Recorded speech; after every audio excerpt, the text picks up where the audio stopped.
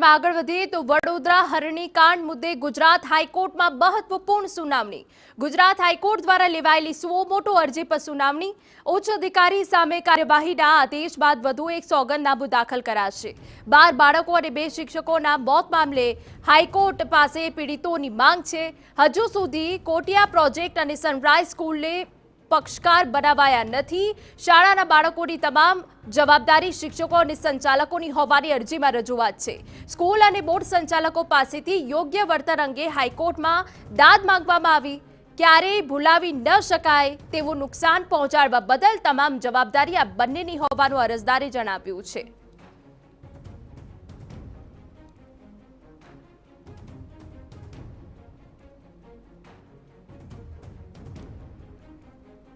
तो हमारा संवाददाता रोनक वर्मा વધુ વિગત આપી રહ્યા છે। રોનક, હરણીકાંડ મુદ્દે હવે જ્યારે ગુજરાત હાઈકોર્ટમાં મહત્વપૂર્ણ સુનાવણી છે તો આજે કયા મહત્વના મુદ્દા રહેવાના છે?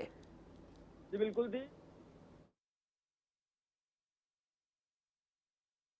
વડોદરા હરણી દુર્ઘટનાકાંડ જેમાં 12 બાળકો સહિત કુલ 14 નિર્દોષ લોકોએ પોતાના જીવ ગુમાવ્યા હતા અને તેમાં જે રીતે તપાસ સતત આગળ વધી રહી છે તેમાં આજે વધુ એક સોગંદનામું દાખલ કરવામાં આવ્યું છે। સોગંદનામામાં શું મહત્વની વાતો છે? એડવોકેટ જે પીડિતોનો પક્ષ રજૂ કરે છે ઉત્કર્ષ દવે તે આપણી સાથે હાજર છે, તેમની સાથે વાત કરીશું। ઉત્કર્ષભાઈ, આજે વધુ એક સોગંદનામું છે તે રજૂ કરવામાં આવ્યું છે, શું મહત્વની વાતો અંદર?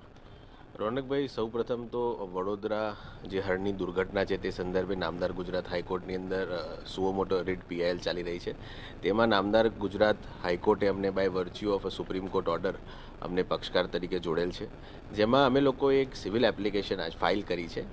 જે સંદર્ભે અમારી એવી માંગ છે કે આ જે સમગ્ર ઘટનાક્રમ ઘટ્યો છે એ એક કંપની છે, જે private company Kotiya projects limited અને જે સ્કૂલ છે ન્યૂ સનરાઈઝ સ્કૂલ, જેમને આ પિકનિક સૌપ્રથમ ઓર્ગેનાઇઝ કર્યું હતું બાળકોને લઈ જવા માટે, એ બેઉને આની અંદર ક્યારે પણ કોર્ટમાં બોલાવવામાં આવ્યા છે નહીં।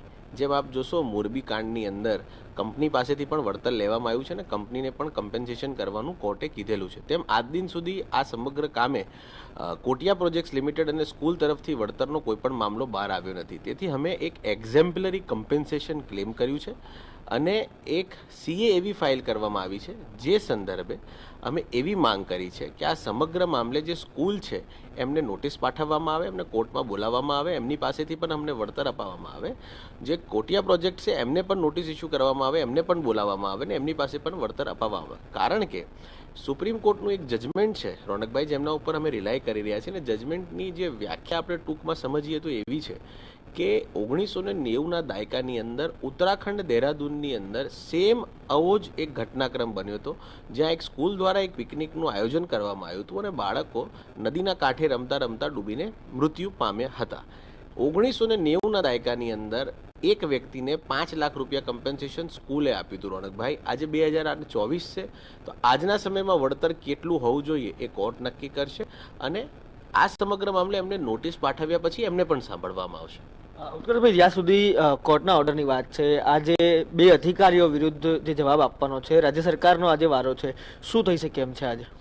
ચોક્કસપણે રોનકભાઈ કે 2 જે અધિકારીઓ છે, વ્યાસ રાવ કરીને અને જે કોઈ પટેલ કરીને છે, એમને શિક્ષાત્મક કાર્યવાહી કરવાનો નિર્ણય લેવામાં આવ્યો છે અને સમગ્ર મામલે ગુજરાત હાઈકોર્ટના નિયમ પછી જો રાજ્ય સરકારે કોઈ પણ શિક્ષાત્મક કાર્યવાહી કરી હશે તો તેની સમગ્ર રજૂઆત કોર્ટમાં આજરોજ નામદાર એડવોકેટ જનરલ સાહેબ દ્વારા કરવામાં આવશે।